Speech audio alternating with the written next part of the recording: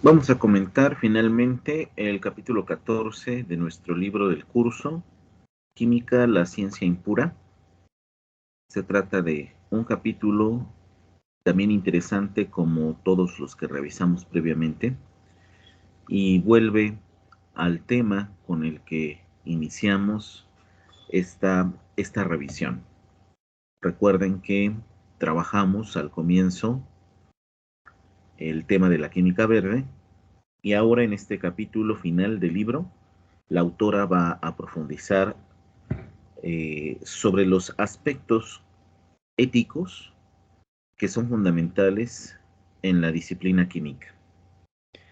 A mí me parece un capítulo interesante, dado que ahora Bansud nos hablará de la profesión de los químicos y químicas que debe ejercerse con responsabilidad ante las condiciones actuales que enfrentamos.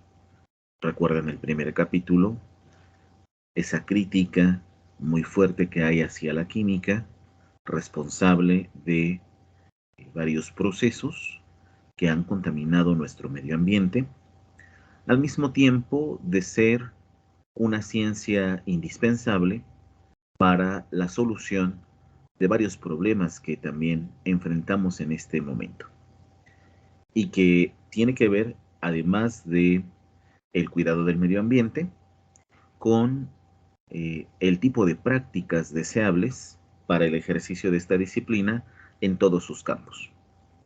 Entonces se trata, al final de todo el libro, de ver que la química es una disciplina que debe pensarse, debe discutirse, ya no solo en las condiciones eh, propias del área, es decir, como un trabajo científico que requiere de la discusión entre expertos y expertas, sino también se trata de una disciplina científica que posee un enorme valor cultural y social.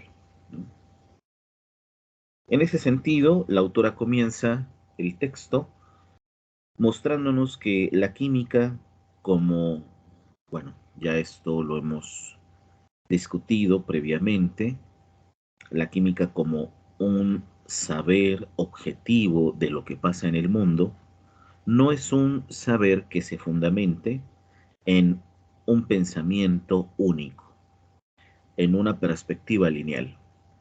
Creo que ha quedado claro en el texto que la química es una ciencia que se forjó a partir de una diversidad de aspectos históricos, filosóficos y por supuesto de la mano con revoluciones científicas que posibilitaron que la química se convirtiera en un saber de la realidad fundamental. Pero para que este saber realmente repercuta de manera positiva en nuestro conocimiento de lo que nos rodea, es indispensable entender la relación que vincula a la química con la cultura. Y eso es lo que nos va a ofrecer la autora en este último capítulo del libro. Bien comenta en la introducción que ustedes pueden ver, aquí ya les estoy proyectando el texto, bien lo dice Van Sud, no hay una esencia eterna de la química que pueda rastrearse a lo largo de los siglos, porque lo que le da forma y contenido a esta ciencia, pues es la serie de cambios y de revoluciones que ha sufrido a lo largo de al menos el siglo XVIII en adelante, recordando que es el comienzo de la química moderna gracias al trabajo de Lavoisier. También tenemos que recordar que previamente la autora ya ha expuesto cuál es la relación que hay entre la química y el arte o la técnica. Se trata de una ciencia de un eminente valor práctico, pero también teórico, y en esa relación tenemos nosotros que identificar qué hace de la química una ciencia que a lo largo de su desarrollo histórico, bien lo dice Bansud, ha influido profundamente en nuestra comprensión de los procesos que explican los fenómenos naturales, pero también los fenómenos sociales. Recuerden también, a propósito de esta cuestión social que nos hace pensar a la química como una ciencia de la transformación, los muchos cambios que se introdujeron en la cultura occidental con la producción de materiales sintéticos. Bueno, no es difícil asociar por principio a la química con la cultura y la sociedad si recordamos que la química posibilitó el surgimiento de una sociedad industrial, un tema que también desde las primeras sesiones estuvimos revisando. Inmediatamente de este contexto introductorio, donde va a saltar a lo largo de todo este último capítulo la relación entre la ciencia y la política, ¿no? O sea, esta cuestión que también es todo un campo de investigación al que muchos y muchas se han dedicado los últimos años. Bueno, es una relación que también va a estar presente en este capítulo. Lo que la autora llama las tendencias políticas recientes y todo lo que podemos entender precisamente con este concepto, lo discutirá Van Sud para profundizar en las tareas que tiene la química ante el futuro. Y así es como llegamos al primer subtema de este capítulo, las preocupaciones ante el porvenir, que recordando lo que ya se leyó y se comentó en los capítulos casi al cierre del libro, por un lado recuerden lo que la autora ya discutió en el capítulo previo hacia el dominio del nanomundo.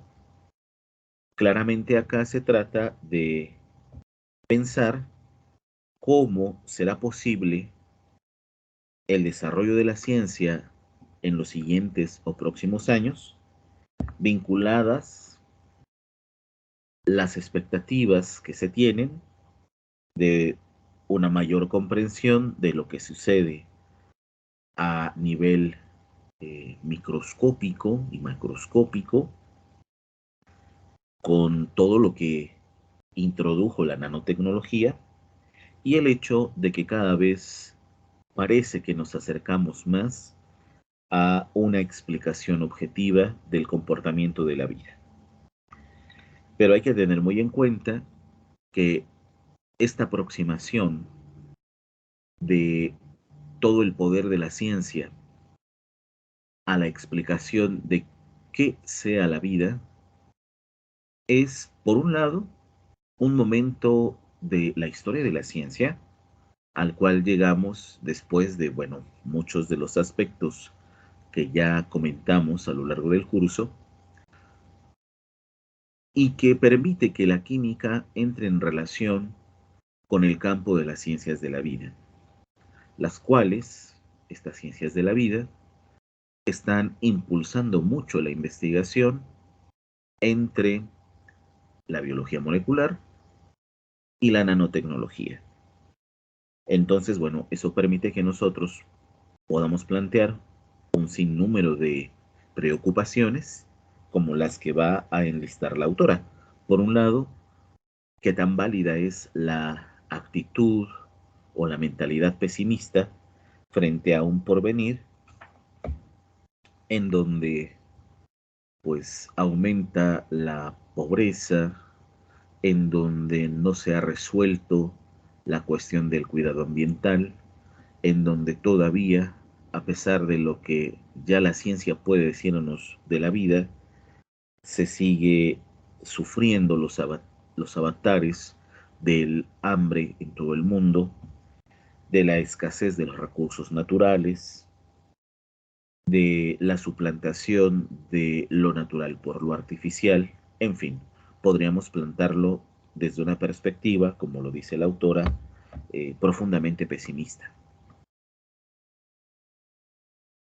Pero, como lo ha hecho a lo largo de cada capítulo, Bansud nos invita a ser objetivos en nuestra manera de pensar cómo se presentará el porvenir. Y por eso quisiera leer eh, la última idea con la que cierra este primer párrafo del subtítulo, Preocupaciones por el futuro. Así es como comienza y dirá lo siguiente, ¿no? Ya les estoy proyectando, ustedes lo pueden ver. Aunque es verdad que hay quienes fantasean con nanomáquinas que se autorreproduzcan o con robots fuera de control, estos científicos se preocupan más por los efectos a largo plazo de los avances tecnológicos que por algún acontecimiento catastrófico aislado. En este contexto, y esto es lo que he subrayado, los químicos sintéticos son una de las principales fuentes de preocupación.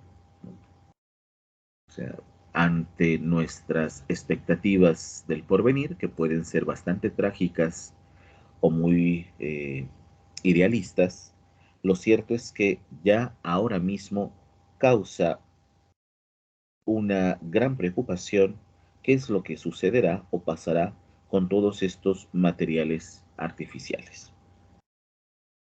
Dice la autora, se han extendido y consumido de manera masiva en los países industrializados, recordando que la química desempeña un papel clave para el surgimiento de este tipo de sociedades modernas durante más de un siglo, de manera que los efectos a largo plazo de esta distribución intensiva de pesticidas o solventes puede estar finalmente emergiendo a la superficie.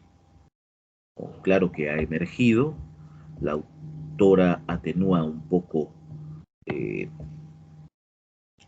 el nivel de preocupación, sin embargo sabemos que se trata de un tema que, eh, aparte de polémico, está siendo muy recurrido por toda la comunidad científica, es decir, todas las áreas de la ciencia en este momento están preocupadas pensando qué pasará con todos estos químicos sintéticos que saltan a la vista, porque están contaminando el medio ambiente, porque están alterando la salud, en fin. Nos recuerda algo que ya analizó la autora en capítulos muy al inicio del libro, Primavera Silenciosa de Carson, de la mano con la denuncia que hubo contra el bisfenol A. Eso, pues la autora desde la introducción del libro nos lo advirtió. Incluso compartí con ustedes una pequeña nota con material o a través del material audiovisual para reflexionar sobre cómo ha transformado nuestra vida cotidiana la presencia de productos que poseen altos grados contaminantes dada su composición química y que a veces no nos damos cuenta. Aquí creo que siempre es interesante cómo eh, se espera de quienes adquieren una formación científica tener una visión muy clara del tipo de productos que se consumen. Y la realidad es que incluso entre personas que se dedican a la ciencia, a veces hay ignorancia con respecto a qué tan contaminantes son ciertos productos, ¿no? O bien no tienen un punto de vista crítico ante preguntas tan concretas de si debería o no seguirse produciendo tal o cual producto, ¿no? Y ahí el hecho de que ya podamos ver la relación que hay entre la química y la cultura, la sociedad, la política, sin duda va de la mano con el tema o problema de cómo estas sociedades industrializadas producen riqueza y al mismo tiempo empobrecimiento. Es decir, está de por medio entender cuál es la lógica económica que está detrás de todos estos problemas. Y precisamente como se trata de una dificultad mayor, de una cuestión que no puede resolverse solo teniendo un punto de vista crítico sobre todo esto, si es que se tiene, porque insisto, a veces se pasan por alto aspectos que son clave para entender eh, la necesidad de poner límites al conocimiento científico. Acá recuerdo siempre una expresión ética de mi profesora de filosofía, la doctora Celida Godina, que muy claramente nos decía en clase, ¿no? No todo lo que puede hacer la ciencia lo debe hacer, ¿no? Y para que esa advertencia ética, que en última instancia es la clave de todo este problema que estamos mostrando, ¿no?, ha sido necesario que haya consensos internacionales para mostrar cuáles serían las metas deseables de la ciencia y concretamente de la química. Y en adelante la autora nos va a compartir eh, varias resoluciones que a lo largo de diversos encuentros en todo el mundo se han convertido en el marco ético, el sistema de principios morales y en última instancia eh, el sustento ético para las prácticas científicas que se ejercen en el campo de la química, mostrando que es un conocimiento atento a las necesidades reales de nuestra especie, de la vida en general y de la biosfera, de todo lo que es necesario mantener para que la vida se preserve y avance. Y bueno, de estas reuniones, de estos acuerdos internacionales, el primero que nos comentará Bansud es el del 2003, el llamamiento de París, cuyos principios eh, fundamentales están expuestos en los dos primeros artículos de esta declaración o llamamiento de París, ¿no? Entonces, bueno, a la letra estos principios son los siguientes. El primer artículo: el desarrollo de numerosas enfermedades actuales es consecuencia de la degradación del medio ambiente. Démonos cuenta que a partir del 2000 hay una toma de conciencia muy fuerte con respecto a los daños causados al planeta, donde claramente la química ha sido señalada como un quehacer científico responsable en cierta medida de la degradación del medio ambiente. Y con razón, ¿no? Y con razón. A estas alturas entendemos que la autora no está señalando negativamente a la química, está problematizando el tipo de decisiones que se han tomado las últimas décadas y que, lejos de extraer lo mejor de esta disciplina, pues ha causado problemas en nuestra relación con el medio ambiente. Y que son problemas, lo veremos más adelante, que no pueden resolverse proponiendo eh, hacer reversibles los efectos de las decisiones que se han tomado en esta disciplina y que han afectado a la vida. Se requiere de una estrategia diferente y que será justamente la que proponga la autora, una posibilidad de muchas. Acá lo interesante es que ustedes, conforme más eh, profundicen en una mirada ética de su quehacer científico, se den cuenta de cómo enriquecer la postura de la autora, que no es la única. Habrá muchas otras posturas que ustedes irán conociendo a lo largo de sus estudios acá en la universidad. Y lo más importante es que en algún momento ustedes mismos, ustedes mismas, tomen postura ante el modo como ejercerán su disciplina. Bueno, volviendo al llamamiento de París, el segundo artículo dice, la contaminación química constituye una amenaza grave para el niño y para la supervivencia del hombre. Bueno, esta reunión que hubo en el 2003, estos acuerdos que buscaban frenar todos los efectos negativos a causa de una aplicación no ética de la ciencia, acabaron provocando reacciones violentas, lo dice la autora, acá ustedes siguen viéndolo en la proyección, por parte de algunos químicos que sintieron que una vez más eran víctimas inocentes de las maquinaciones de otros científicos.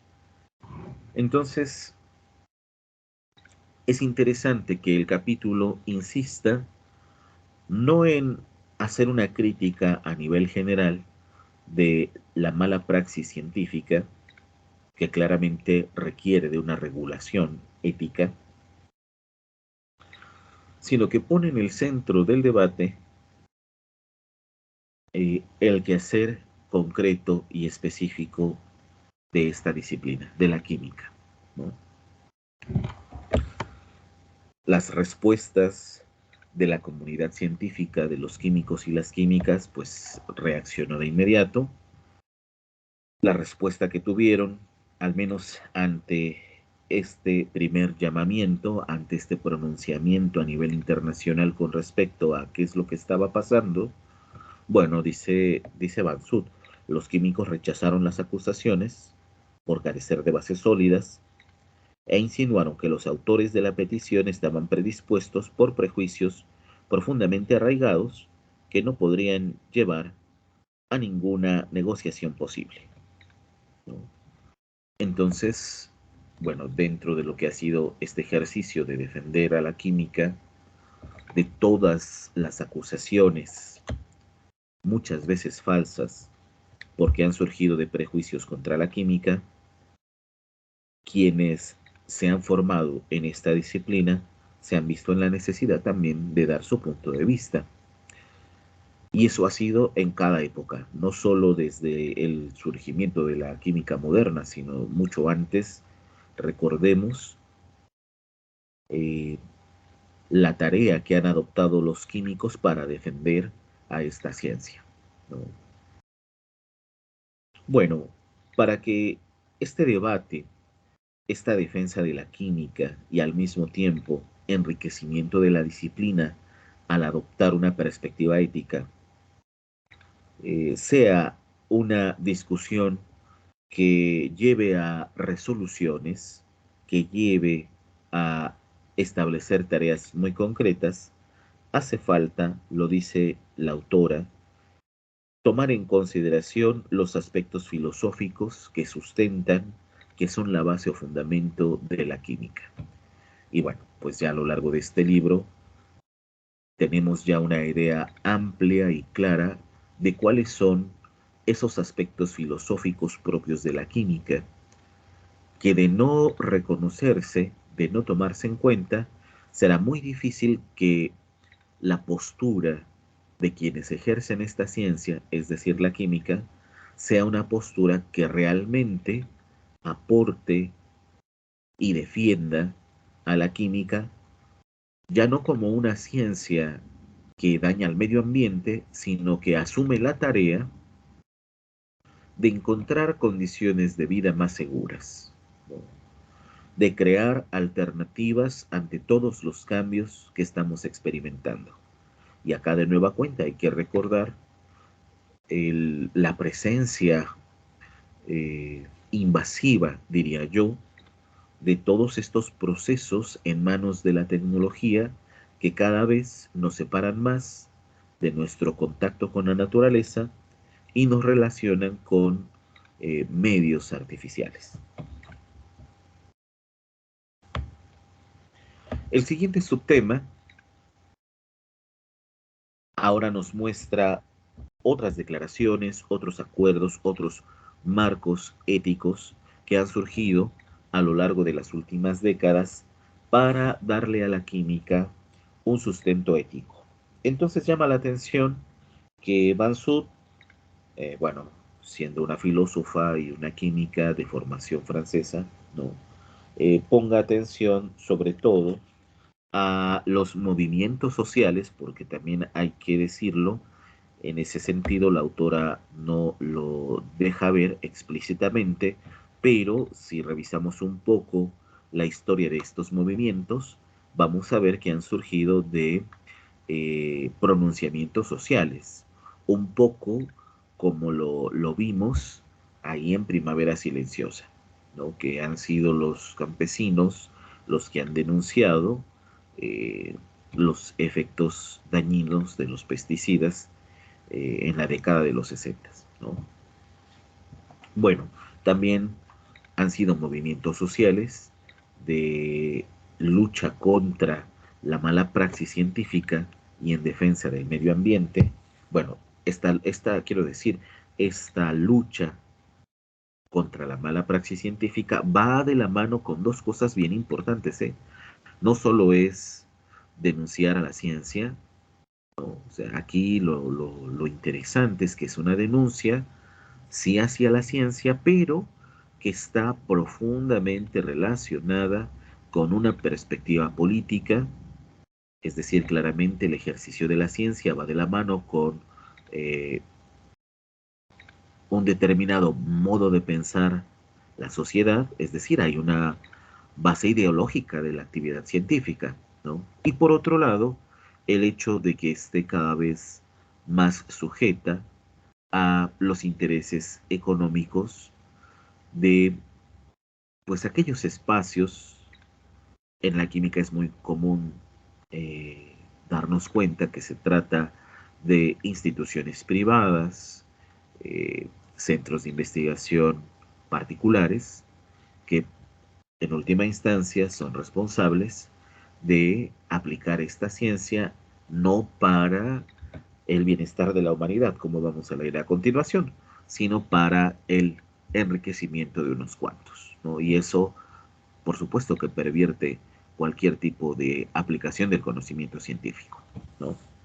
Entonces, bueno, yo creo que esto es importante aclararlo, porque no vamos a negar que es fundamental, importante, vital que en este momento se sigan llevando a cabo toda esta serie de acuerdos, de debates que congregan las denuncias de la sociedad frente a la mala praxis científica y por otro lado reconocer que hay un gran grupo de científicos y científicas de todas las áreas, aquí no solo químicos, ¿no?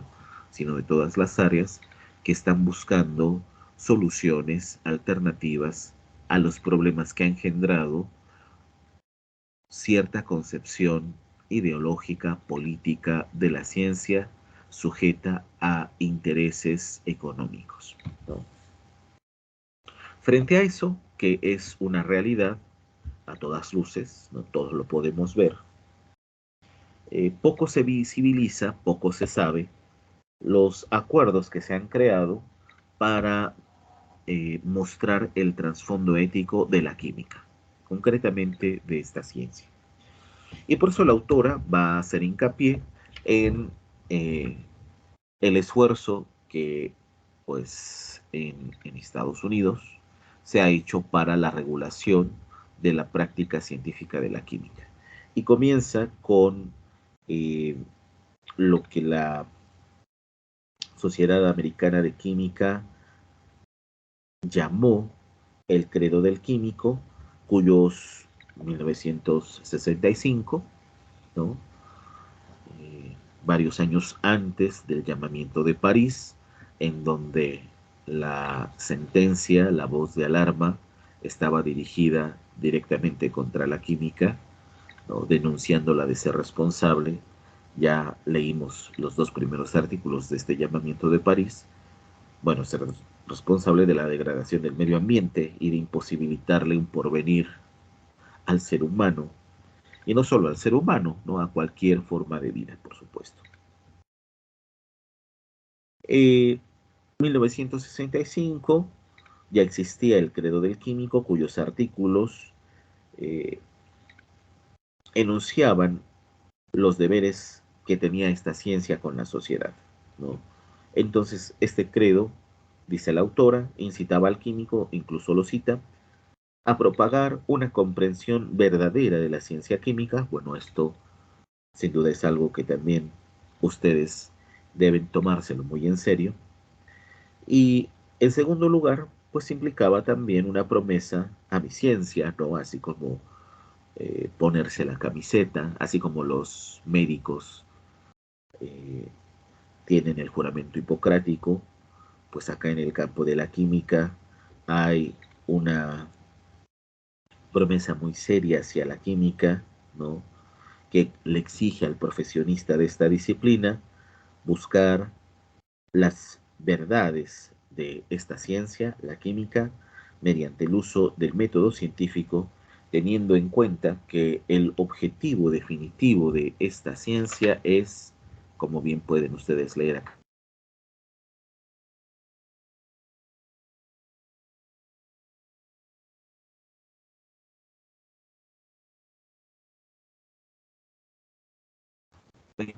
que sin duda permite entender de que la química quiere de un sustento ético. Con todo, bueno, ante todo se trata este credo del químico de proponer mejoras a la conducta científica profesional, subrayando principios éticos eh, que rigen tanto a una visión económica del conocimiento científico como a la propia ciencia, ¿no? Entonces, bueno, en ese sentido, pues es una postura ética, eh, le llama la autora estándar, ¿no? Y sin duda hace falta que se construya una perspectiva ética mucho más fundamental.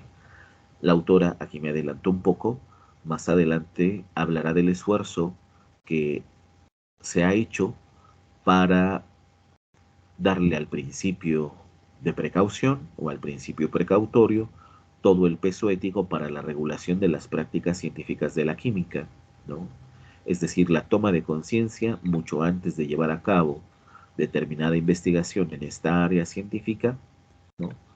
Tener plena conciencia de cuáles serían los efectos negativos, ¿no? Del desarrollo de tal o cual experimento, de tal o cual aplicación de la química, en cualquiera de sus campos, en el ámbito industrial, en el ámbito de la salud, ¿no? En el ámbito de los alimentos. Y si hay un mínimo grado de eh, efectos negativos, impedir que se lleve a cabo dicha práctica científica. Y la autora, eso me parece interesante, también eh, llama la atención mostrando que tal principio precautorio a estas alturas requiere mejorarse, ¿no? Requiere reinterpretarse y de implementar a él toda una serie de aspectos que la química actualmente tiene que enfrentar desde una postura ética, ¿no? Esto es aquí como lo interesante, ¿no? Nada menos que el, el grado de dificultad ética que implica discutir lo que leímos al final del capítulo anterior, ¿no? ¿Qué postura tener ante la producción de vida sintética, ¿no? Bueno, recordarán la noticia, ¿no? De la semana pasada, bueno, estos últimos días, de que ya hay un pleno conocimiento, ¿no? Del material genético, que ya no solo se trata de describirlo, sino también de manipularlo. Esa es la gran noticia científica de las últimas semanas, si recuerdan, ¿no? Si están al tanto. Bueno, este eh, credo del químico ha tenido transformaciones importantes al punto de tener una base mucho más objetiva en 2007, creando lo que eh, se conoce como el Código de Conducta del Profesional de la Química. Y la autora comparte completo este código.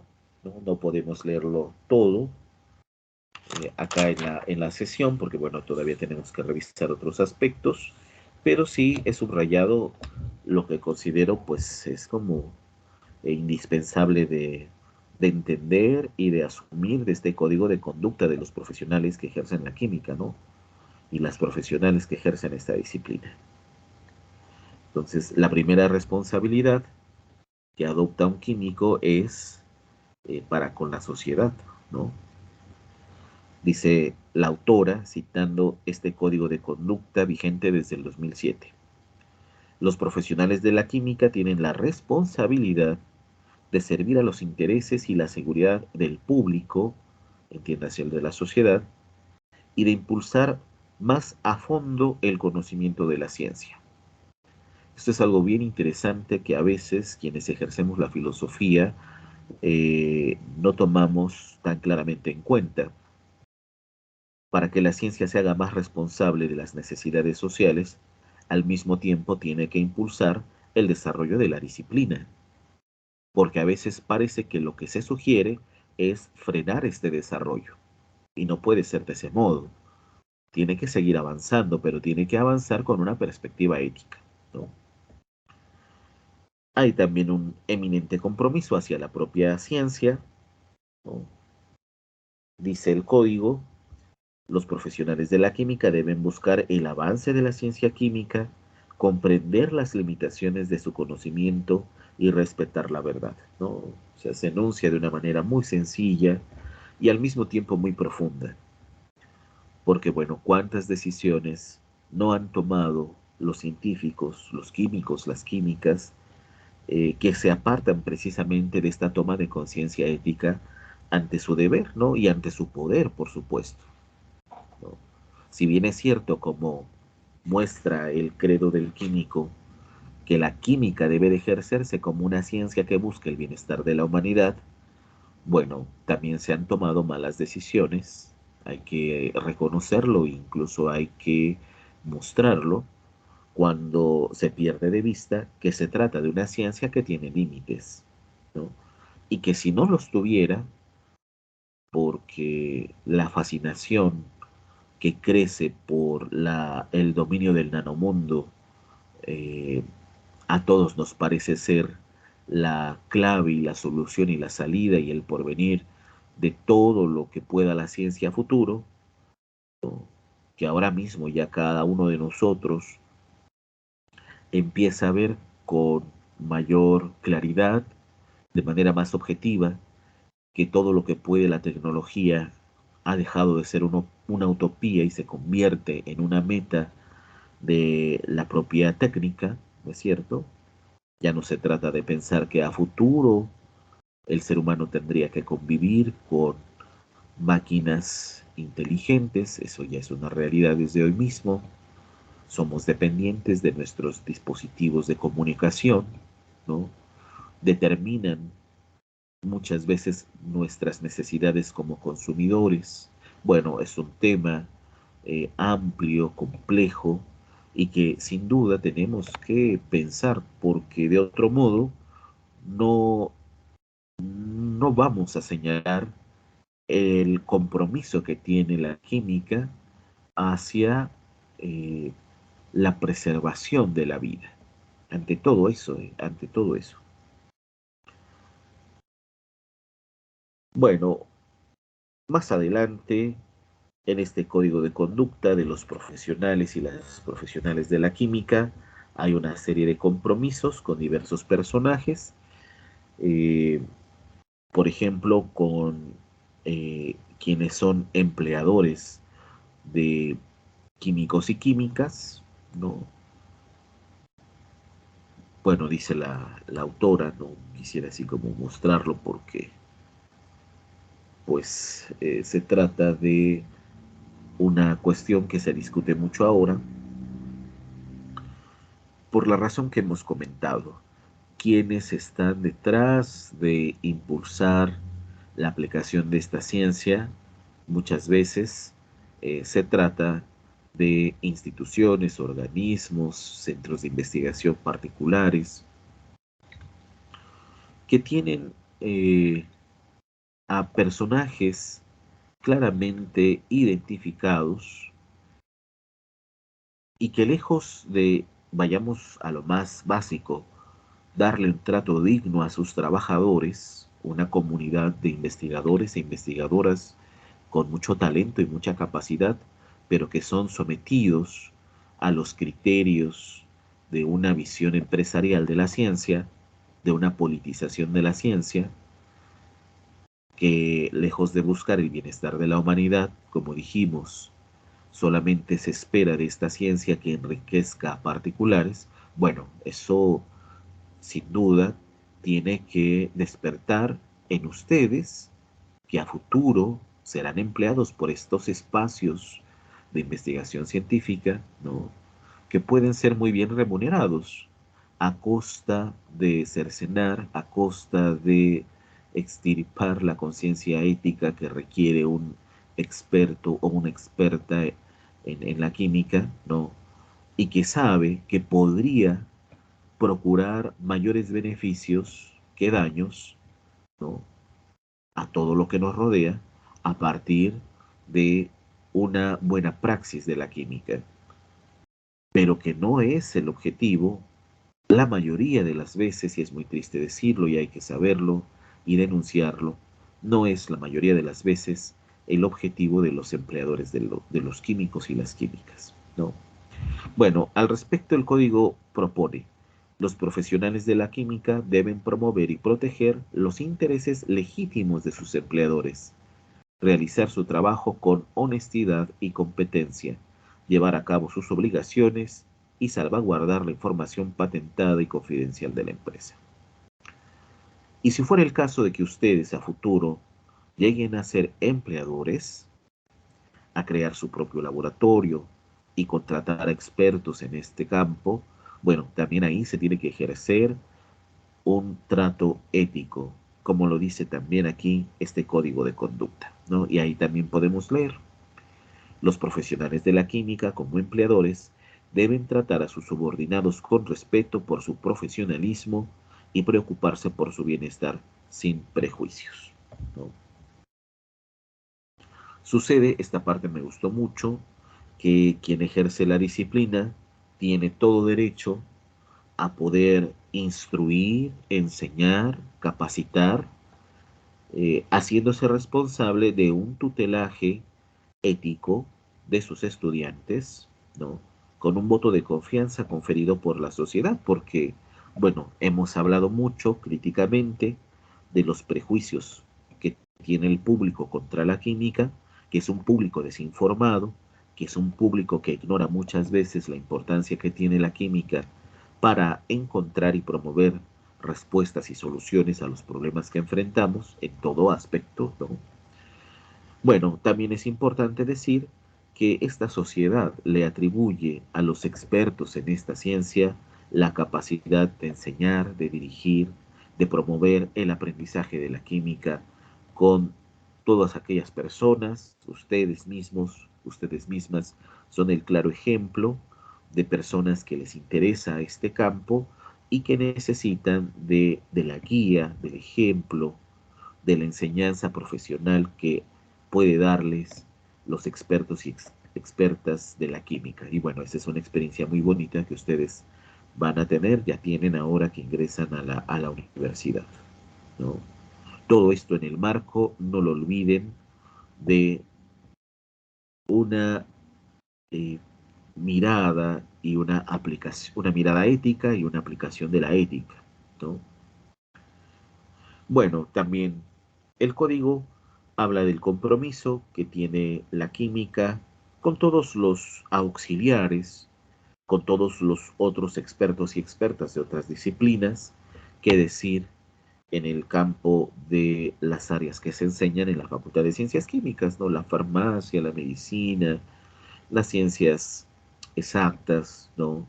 Es decir, entender que la química se mueve en un entramado de diversas formas de conocimiento, en donde también debe de privilegiarse los principios éticos para una buena praxis de esta disciplina y un pleno entendimiento de cómo se relaciona la química con otras áreas, ¿no? Y concluye este código de conducta porque sigue siendo el tema más alarmante con el tipo de compromiso o el alto nivel de compromiso que ha de tener la química con el medio ambiente, ¿no? El principio regulador de este código de conducta que habla de la química y su relación con la naturaleza dice lo siguiente: los profesionales de la química deben esforzarse por comprender y anticipar las consecuencias ambientales de su trabajo. Tienen la responsabilidad de minimizar la contaminación y de proteger el ambiente, ¿no? Este principio, bueno, se va a enunciar de muchas otras maneras a partir del principio precautorio, ¿no? Como veremos ahora un poquito más, con más detenimiento, ¿no?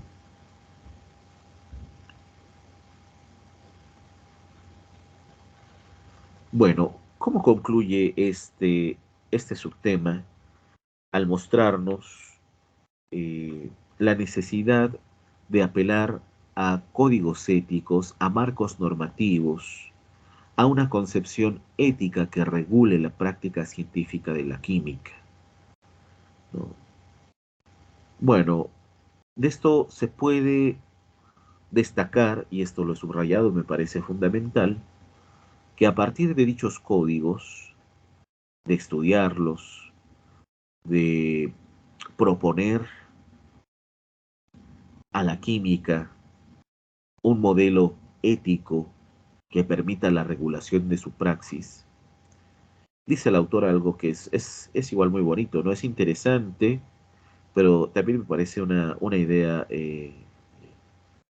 muy bonita, ¿no? Dice, la química, de acuerdo a esto que se ha dicho, sigue siendo una ciencia cívica, ya que los químicos asumen una responsabilidad con la comodidad y la salud de toda la sociedad, ¿no?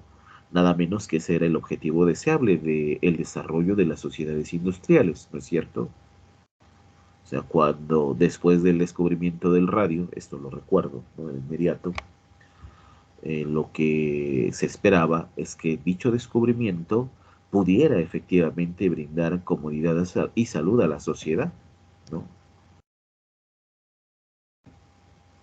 Ya se convirtió en determinado momento, bueno, pero a falta de una regulación del uso del radio y desconociendo sus efectos dañinos a la salud, bueno, pues resulta que se implementó en medicamentos, en cosméticos, ¿no? Entonces, bueno, claramente, tomando este ejemplo del descubrimiento del radio, los efectos negativos que tuvo en la sociedad, a pesar de ser impulsado por un deseo de mejorar las condiciones de vida, bueno, claramente es importantísimo que no se pase por alto, como acabamos de leer en el último principio del Código de Conducta de los Profesionales de la Química, tomarse muy en serio, anticipar cuáles podrían ser las consecuencias negativas de la aplicación de determinadas prácticas químicas, ¿no? Y si en lo más mínimo sugiere que causaría algún daño a la salud, al bienestar, al medio ambiente, negarse a implementar, a llevar a cabo dicha práctica, ¿no?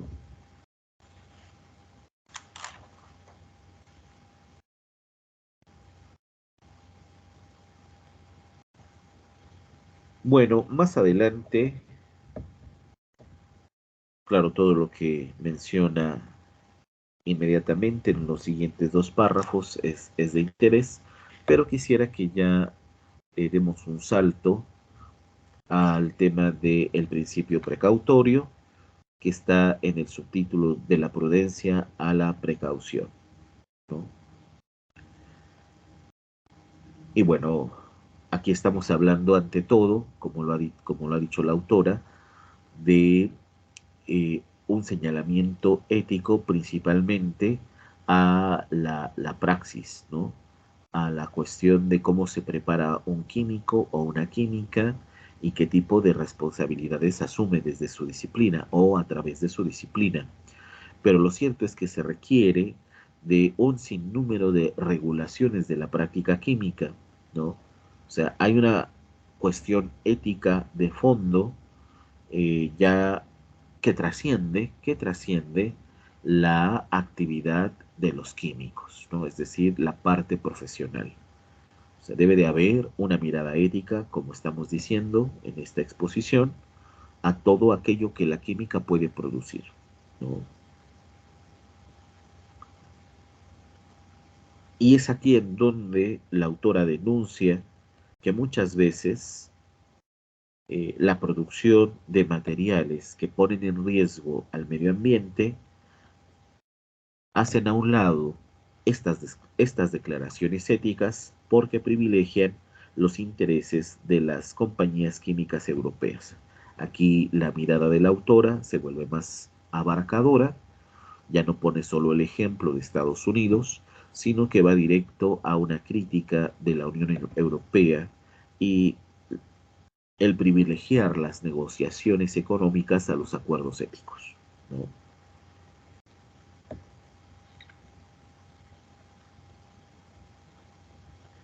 Ustedes lo verán en determinado momento de la carrera, la importancia que tiene tener conocimiento de todos estos aspectos éticos al hablar de, cito acá de este párrafo, que ya también ustedes pueden ver, al hablar de la seguridad y de los límites que se deben de tomar en cuenta en la producción de químicos para mantener sus concentraciones a un nivel en el que no puedan observarse o predecirse efectos adversos. Más importante aún, aquí nos está hablando de cómo, bueno, la Unión Europea ha llevado a cabo también una serie de acuerdos para la regulación de las prácticas químicas, ¿no? En el amplio campo donde tiene efecto la química, y acá pues hay que decirlo pues en todo, ¿no? En la salud, en el medio ambiente, en los alimentos, ¿no? En la fabricación de electrodomésticos, bueno, en todo es ahí donde eh, se requiere de respetar los acuerdos que a lo largo de pues los últimos años se han tomado para promover con la misma ciencia el respeto a la vida. Digo, para enunciarlo en una idea central, porque podríamos nosotros detallar qué tipo de regulación ética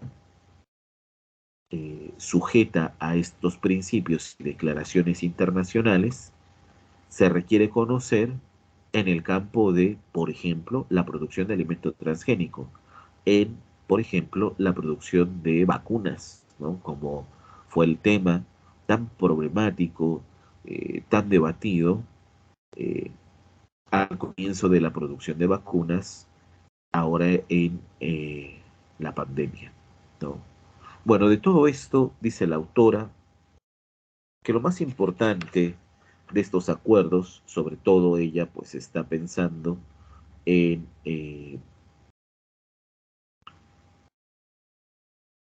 la regulación, como le ha llamado la Unión Europea, del registro, evaluación, autorización y restricción de sustancias químicas, 2007, ¿no? Bueno, este tipo de acuerdos, este tipo de programas, dice ella, transfieren la responsabilidad de este tipo de evaluación de riesgo potencial de los organismos gubernamentales a las compañías químicas mismas. ¿Qué permiten entonces estos acuerdos internacionales?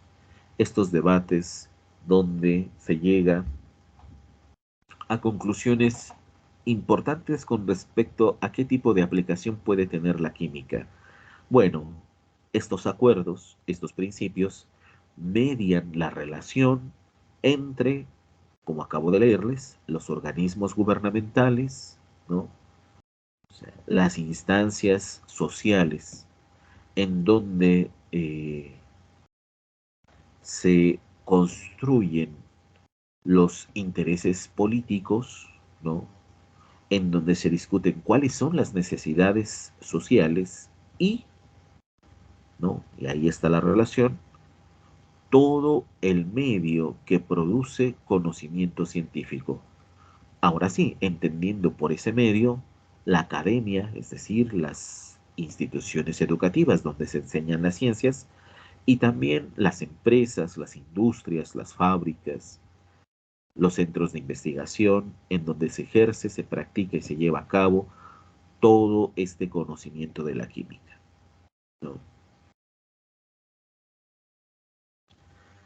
Y antes de llegar a enunciar el principio de precaución, la autora muestra un aspecto que podría parecer difícil de señalar, ¿no? Difícil de entender, pero es crucial.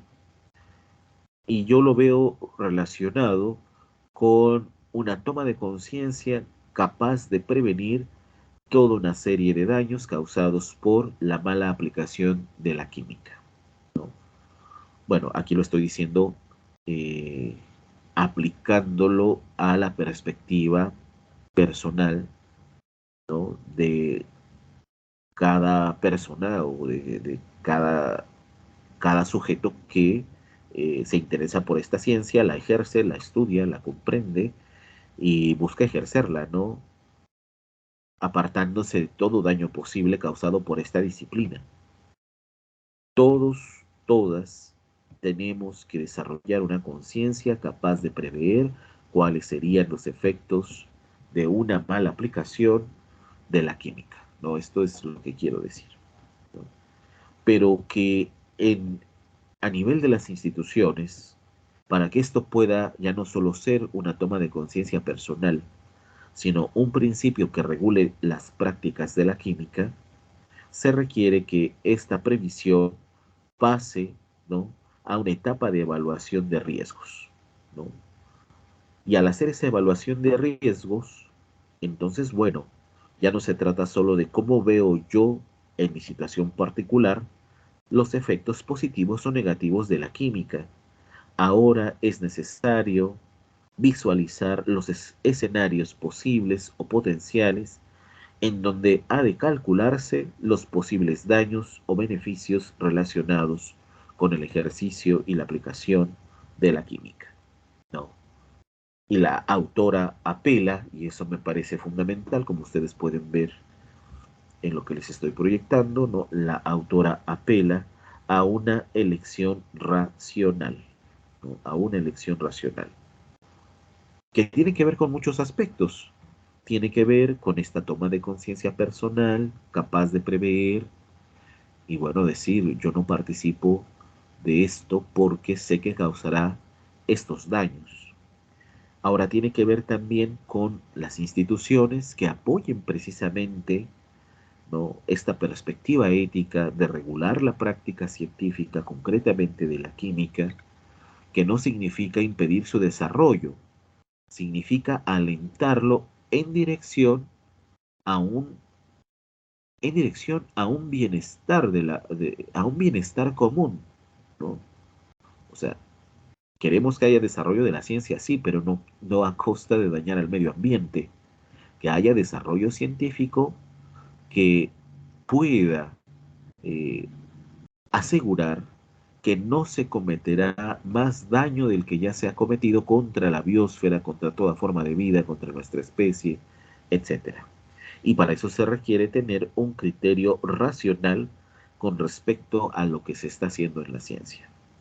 Y para ello, bueno, se cuenta con toda una serie de metodologías, de recursos técnicos, por supuesto, de recursos metodológicos que permiten apreciar, precisar, prever, hallar, luego de una serie de aplicaciones de cálculos de probabilidad, qué tipo de riesgos podría haber si se lleva a cabo determinada actividad científica, ¿no? Determinada actividad de la química. Pero todavía más allá de esa mirada eh, objetiva, que es fundamental, se necesita ir un poco más allá y es ahí en donde la autora nos propone la implementación del principio precautorio, el cual se ocupa de situaciones en las que ya no es posible aplicar una mirada objetiva de los daños potenciales al aplicar determinada práctica científica o práctica química.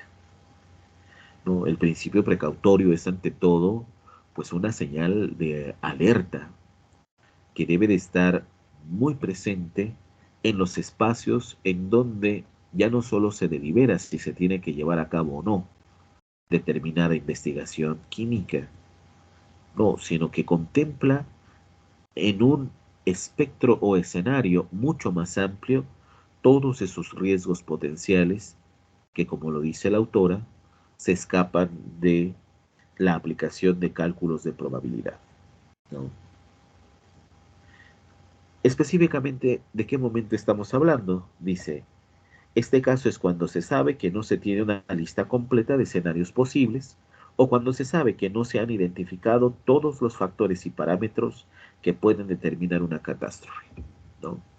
Acá la mentalidad ética es una mentalidad mucho más presente en la praxis científica que lejos de opinar como sucedió con el positivismo, ¿no? Acá recuerden también, eso ya lo hemos comentado, que la ciencia siempre va de menos a más, que no importa si ahora no se conoce completamente el fenómeno, mientras más se experimente con él, más control se tendrá. No, ahora resulta que debe de aplicarse un principio de precaución donde incluso sin tener toda la información objetiva de qué pueda pasar, pero se tiene la, y esto es lo que muchos le debaten al principio precautorio, que se tenga la intuición, que se tenga la inquietud incluso, ¿no?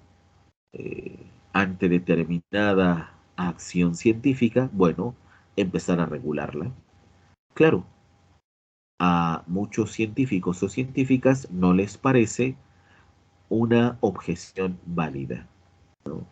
Es como si dijéramos, bueno, si yo tengo la corazonada de que esto causará un daño, pero no es más que eso, una corazonada, porque tendría que limitar el trabajo de la ciencia, ¿no? El avance de la ciencia. Bueno, entiéndase que ese es pues el punto a debatir del principio precautorio. Claro, lo estoy diciendo en términos así como que muy simples, ¿no? Realmente la cuestión va mucho más allá, porque se trata de espacios donde debaten tanto quienes tienen en sus manos el desarrollo de la industria química como los que enseñan la disciplina ante todo este escenario problemático, como, bueno, los propios químicos que están en medio de, pues, esa lucha de intereses, en medio de esos conflictos, donde claramente la química tiene una poderosa función eh, en manos de quienes tienen control económico, en manos de quienes tienen determinados intereses políticos, etcétera, ¿no? Dicho en otras palabras, la química no puede mantenerse como un saber puramente aislado, 100% objetivo, porque bueno, está mediado por todas estas discusiones, ¿no? Discusiones que permiten entender, como acabé de leer hace un momento, que la química es un conocimiento cívico, tiene que ver con el tipo de trato que deseamos con lo que nos rodea. Si deseamos que ese trato repercuta positivamente, pues entonces necesitamos eh, tener control sobre lo que la química puede hacer. Si a determinados sectores les conviene adoptar la mentalidad de que la química tiene que hacer todo lo que esté en sus manos, entramos pues en una serie de conflictos, insisto, porque si algo puede leerse en este último capítulo es eso, que la química se mantiene como una actividad vital de conocimiento de las cosas, pero no solo en medio de los fines propios de la ciencia, sino que se abre a toda una dificultad, a toda una serie de objeciones, de críticas, de prejuicios, sí, como hemos visto a lo largo del libro, que tarde o temprano tiene que congregarnos, ¿no? Tiene que reunir y sacar de nosotros lo mejor con respecto a qué pensar acerca del futuro, ¿no? O sea, muy claramente podemos llegar a algún acuerdo si al comienzo de la discusión queda claro que a todos y todas nos preocupa el cuidado del medio ambiente. A partir de eso, aun cuando las posturas sean diversas, porque algunas estarán sujetas, como ya dijimos, a intereses económicos, a determinada forma de pensar, determinada ideología, en fin, bueno, será importante siempre atenerse a eh, lo que de común acuerdo justifica que discutamos cuál es el papel que tiene la química para preservar condiciones de vida favorables, ¿no? Para que la vida sea un fenómeno que subsista en medio de todas las relaciones que la misma química explica cómo es que se llevan a cabo, ¿no? Bueno, hemos dicho aquí con este subtema cómo se implementa el principio precautorio cuando al parecer ya no podemos respaldar las decisiones científicas en datos y hechos objetivos, sino que se toma en cuenta una toma de conciencia ética que anticipa riesgos potenciales. Ya dijimos que no todos o todas están de acuerdo con esta perspectiva precisamente porque no hay ninguna prueba empírica que avale tal inquietud, pero que quienes defienden el principio precautorio dirán, al aceptar que todo se lleve a cabo hasta probar cuáles son los riesgos posibles, son precisamente la toma de malas decisiones en la práctica de la química y que ha causado todos estos problemas que ahora son irresolubles, en el sentido de ser irreversibles, es decir, resolverlos por el mismo camino, ¿no?, que los produjo. Esto es algo bien interesante, ¿no? A mí siempre me ha llamado la atención en, en el área de la ciencia, que no se puede volver al comienzo avanzando por el camino ya recorrido, ¿no? Se requiere encontrar o crear otros, otros caminos, otros espacios para contrarrestar los efectos que acá nos preocupa siempre, los efectos negativos causados por una mala práctica científica de la química, ¿no? ¿Cómo concluye la autora este comentario que hace al principio precautorio?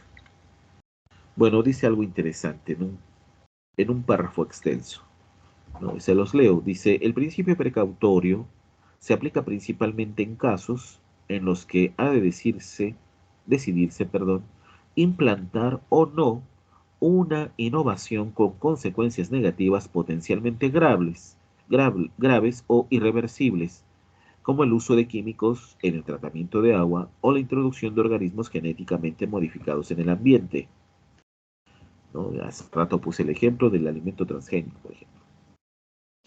Obviamente, la química es una de las áreas principales en las que se han identificado este tipo de casos debido al impacto a largo plazo de los químicos en la biosfera, ¿no? Entonces, bueno, realmente la química no puede, es una ciencia que eludir, no puede eludir el alto grado de responsabilidad que tiene, tanto con los efectos negativos de aplicaciones en el pasado de la química, y que ahora, como leímos al principio del capítulo, bueno, deja ver que vivimos en un sistema natural altamente contaminado. Al mismo tiempo, la química, aparte de asumir su compromiso con el bienestar, el cuidado de la vida, etcétera, tiene que adoptar la tarea, asumir la tarea de, eh, sonará muy fuerte decir, resolver todos los daños que ha causado, ¿verdad?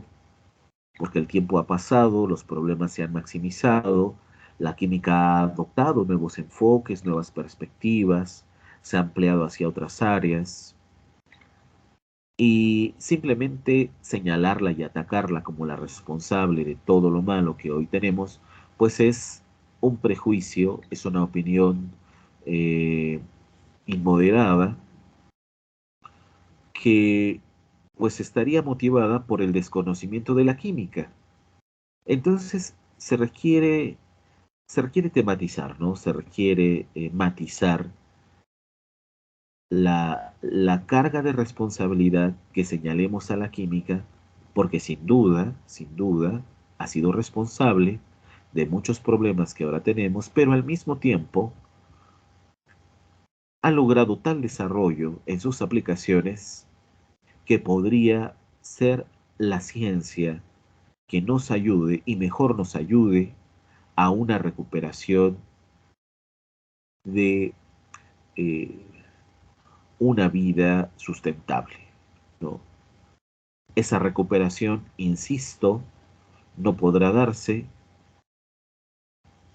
volviendo por los caminos ya recorridos, sino que habrá, y esa es la sugerencia de Bansud al término del libro, habrá que descubrir nuevas perspectivas de aplicación de la química para que superemos incluso el prejuicio de que estamos hablando de una ciencia impura, ¿no?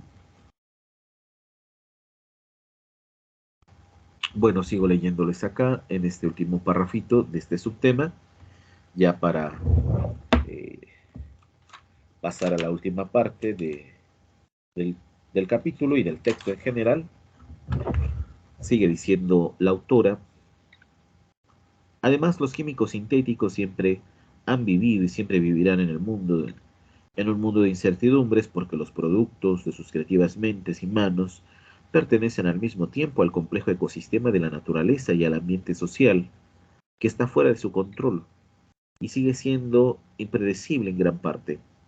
Aunque los defensores del principio, está hablando del principio precautorio, a menudo tienen que enfrentarse a la acusación de que son anticiencia, como ya hemos también señalado, los químicos gradualmente se han dado cuenta de que ya no pueden estar satisfechos con su forma prudente de abordar el manejo de químicos y de que van a verse obligados a adoptar una actitud de precaución, ¿no?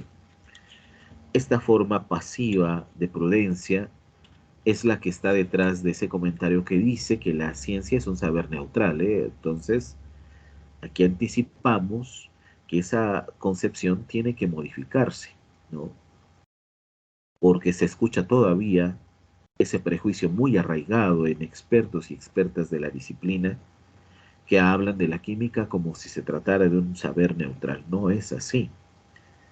La química tiene que ser una ciencia que esté siempre a favor del cuidado de la vida y para ello ha de adoptar una actitud precautoria.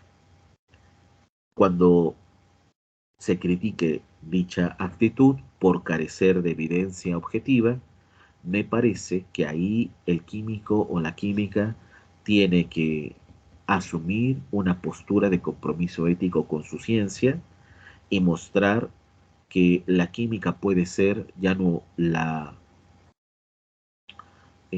ciencia responsable de los efectos negativos, sino la ciencia capaz de comprometerse con soluciones reales que tienen que ver mucho más allá de lo que un entusiasmo por la ciencia, que actualmente, bueno, ya tampoco parece que tenga tanta cabida, ¿no?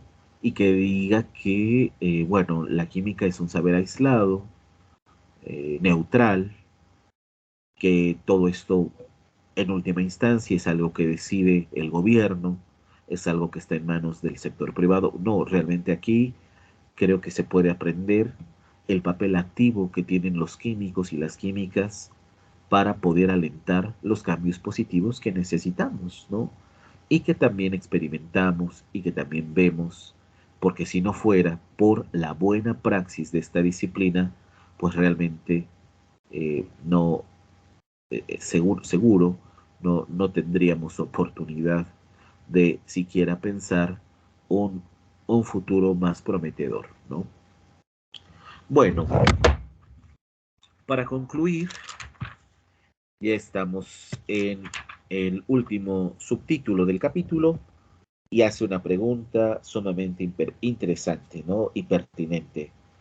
¿Acaso tenemos que buscar y pensar y promover una nueva cultura de esta disciplina? Por supuesto que sí.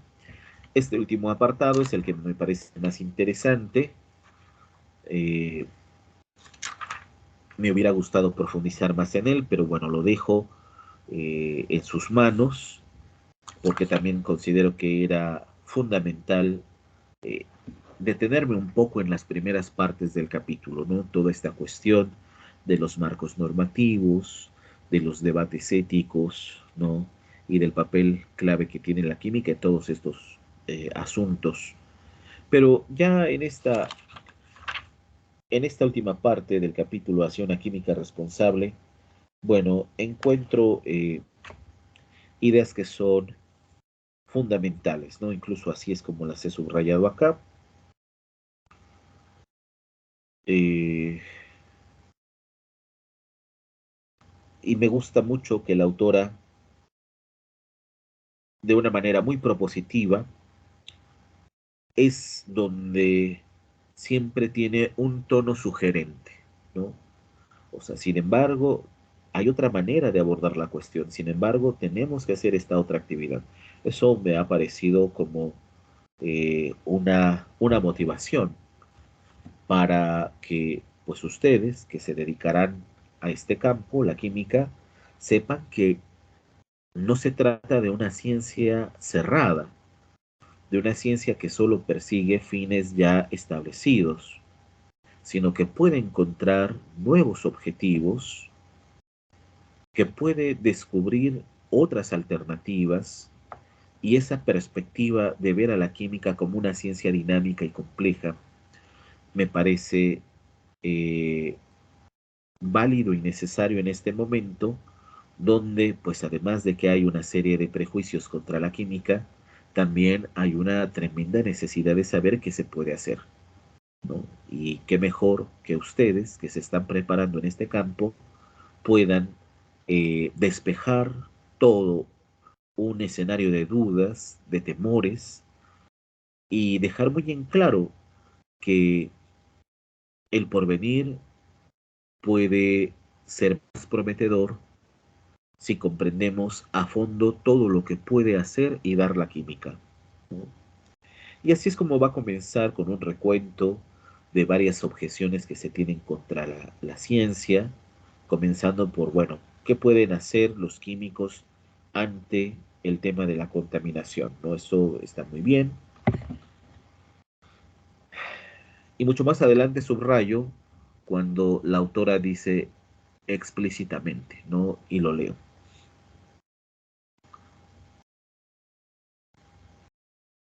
Acá ya les estoy proyectando.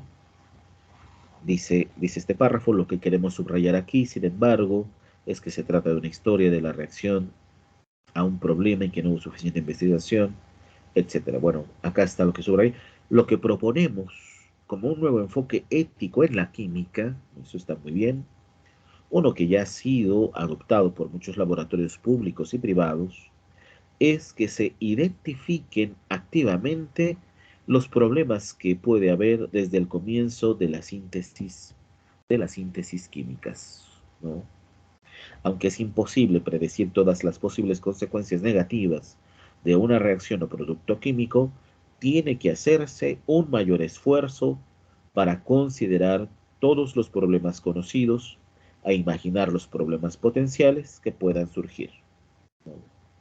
esta parte está muy bien, ¿no? O sea, realmente no se trata de que los químicos salven al mundo, sino de que sepan muy claramente cuáles son los riesgos potenciales de los productos que estamos creando, ¿no? Eso es una tarea muy específica, muy concreta, muy real y que, bueno, realmente valora las capacidades, ¿no? Los esfuerzos, porque esto no es una solución, ¿no? Que hay que buscar únicamente en la química. Ella será sin duda una herramienta valiosa, un medio indispensable, y sin embargo se requerirá de, bueno, una suma de esfuerzos eh, en los que hay que educarnos, sin duda, ¿no?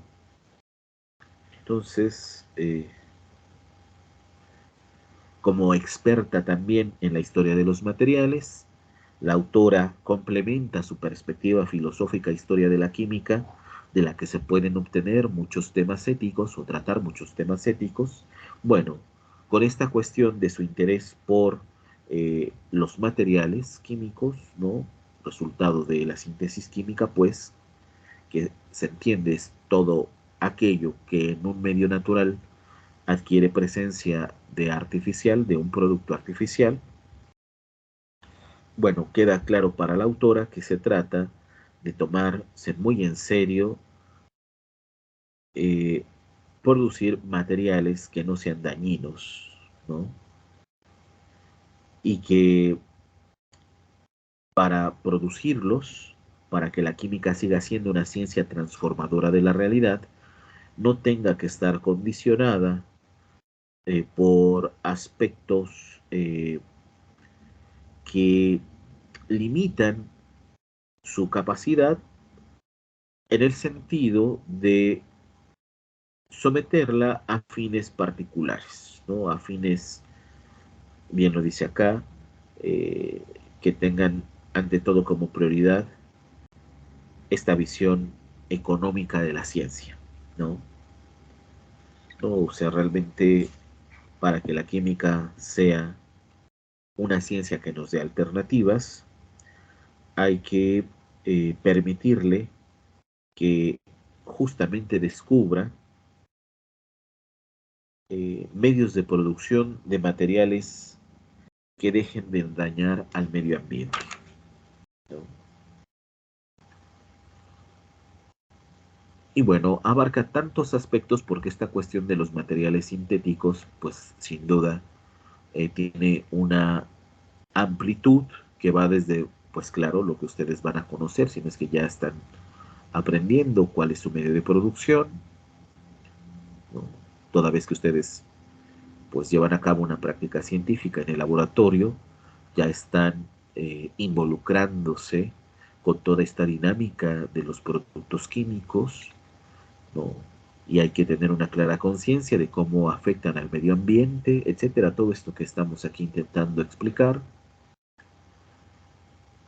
Y muestra que se trata todo este ejercicio de una cuestión que tiene que ir mucho más allá de la imagen pública que pueda tener la química. Totalmente de acuerdo, ¿no? Recuerden ahí cuando nos hablaba en capítulos muy al comienzo del eslogan de DuPont, ¿no? La química cambia la vida. Bueno, hagamos realidad ese, ese lema, pero no para hacer publicidad de una empresa particular, sino para entender que efectivamente la química es una ciencia eh, cuyas prioridades podrían ser justamente la de mejorar la vida, ¿no? Y mejorarla a partir de una serie de transformaciones responsables que permita que se dé bajo condiciones naturales todos los cambios necesarios para la supervivencia, para la sobrevivencia, ¿no? En condiciones dignas. Entonces, por eso es que no es solo una cuestión de tener una buena idea y llevarla a cabo, ¿no? Se requiere, bueno, de toda una serie de evaluaciones, de valoraciones, en fin. Claramente la autora plantea una serie de preguntas que son clave para entender justo lo que aquí estamos diciendo. Y con eso vamos a ir cerrando ya nuestra exposición, ¿no? Dice la autora más adelante, eh, acá ya les estoy proyectando. En la investigación básica, los químicos a menudo se dejan llevar por la pasión de crear nuevas moléculas o de encontrarse con grandes retos de la síntesis y no piensan lo suficiente en las consecuencias de su indagación. Tienen que plantearse la siguiente pregunta, ¿no? Ustedes que están comenzando su formación como químicos y químicas, tienen que plantearse la siguiente pregunta. ¿Qué ocurriría con estas moléculas no naturales una vez que hayan sido creadas? Finalmente, dice más adelante la autora, un químico responsable debe preocuparse por los valores éticos. La ética, después de todo, se trata de la vida justa o buena.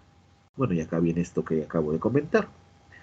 Una observación simple que podría ayudarnos a reconsiderar el famoso eslogan de DuPont, mejores cosas para vivir mejor por medio de la química desde una nueva perspectiva.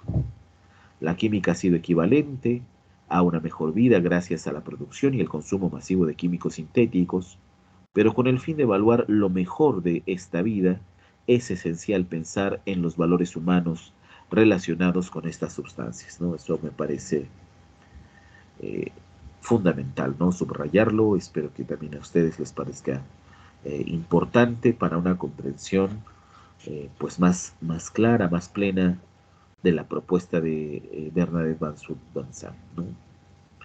Más adelante dice, a lo largo del siglo pasado, los químicos han promovido valores como el desarrollo y el progreso contra un fondo ideológico en el que la producción material y el consumo sirven como los principales indicadores de la civilización. ¿Serán capaces los químicos de transformar los valores relacionados con su quehacer con el fin de adaptarse a las nuevas exigencias sociales para la protección del ambiente y la preservación de la vida en la Tierra? Bueno, qué pregunta tan fundamental, ¿no? Qué pregunta tan fundamental. El capítulo concluye con dos párrafos que eh, confirman e insisten en ahora ustedes, con la experiencia que empiezan a adquirir, eh, descubrir, entender, asumir los valores, ¿no? Los valores que están implicados en toda esta formación que sin duda determinará las decisiones que ustedes tomen a futuro, ya sea para hacer de la química una ciencia responsable o bien para que desafortunadamente siga cometiendo excesos eh, porque sigue vinculada sin ninguna crítica a concepciones que a veces sucede, ni siquiera les importa el desarrollo de la ciencia, sino solo, como hemos mostrado en esta exposición, pues buscan beneficios particulares, ¿no? Y son beneficios económicos, ¿no? En pocas palabras. Bueno, pues sí leo la última idea en el último párrafo. El buen manejo de las sustancias químicas requiere el compromiso del público en las políticas de ciencia y tecnología, permitiendo el desarrollo de nuevos foros sociopolíticos en los que la impureza de la química podría transformarse en un rasgo positivo, ¿no? Sin duda. Y bueno, concluyo reiterando esta pregunta, que me parece una pregunta ética fundamental en su formación, y ojalá ustedes se hagan esta pregunta permanentemente, ¿no? ¿Serán capaces los químicos, ustedes, ¿no? Ustedes que estudian en el área de las ciencias químicas, ¿no? De transformar los valores relacionados con su quehacer con el fin de adaptarse a las nuevas exigencias sociales para la protección del ambiente y la preservación de la vida en la Tierra? Bueno, pues esperemos que sí, así sea, ¿verdad? Bueno, pues agradezco mucho su atención a esta exposición. Espero que sea útil para poder hacer un repaso y un comentario del último capítulo del libro. Y bueno, muy contentos de que hemos concluido ya la revisión de este muy interesante material de Bernadette Banzut, ¿no? Bueno, muchísimas gracias.